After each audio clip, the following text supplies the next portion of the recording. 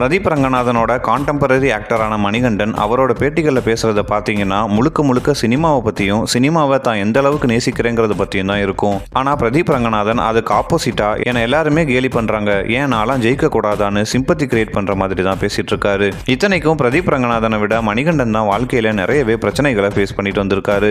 பிரதீப் ரங்கநாதனுக்கு முதல் படமே பிளாக் பஸ்டர், அதுவும் 25 வயசில் ஒரு நல்ல பொசிஷனுக்கு அவர் வந்துட்டாரு. ஆனால் மணிகண்டன் சின்ன திரை, ஷார்ட் ஃபிலிம்ஸ், டப்பிங் ஆர்டிஸ்ட்னு பல போராட்டங்களை பார்த்துட்டு தான் இன்னைக்கு இந்த இடத்துக்கு வந்திருக்காரு. ஆனா எந்த பேட்டியிலையும் மணிகண்டன் இதை புலம்புற மாதிரி சொன்னதே இல்லை. அதே போல சினிமாவில் தனக்கு நடந்த கசப்பான அனுபவங்களை பெருசா பேசாம பாசிட்டிவ் விஷயங்களை மட்டும் ஹைலைட் பண்ணி பேசுவாரு. அதாவது தன்னை விட தன்னோட படைப்புகளை தான் எல்லா இடத்துலையும் இவர் முன்னாடி வச்சு பேசுவாரு. ஆனா மணிகண்டன் சந்திச்ச அவமானங்கள்லையும் பிரச்சனைகள்லையும் பாதியை கூட ஃபேஸ் பண்ணாத பிரதீப் ரங்கநாதன் எல்லா பேட்டிகளையும் சிம்பத்தி கிரியேட் பண்ற மாதிரியே பேசி அதன் மூலமா தன்னோட ஃபேன் பேஸுக்கான ஸ்ட்ராங் ஃபவுண்டேஷனை போட முயற்சி பண்ணிட்டு வராரு. குறிப்பா இன்னைக்கு இருக்க ஜென்சி கிட்ஸ்க்கு மத்தியில இந்த ஸ்ட்ராட்டஜி ரொம்பவே ஒர்க் ஆகும். இதை மைண்ட்ல வச்சு தான் பிரதீப் ரங்கநாதன் தன்னோட எல்லா பேட்டிகளையும் இதை ஃபாலோ பண்ணிட்டு வராரு.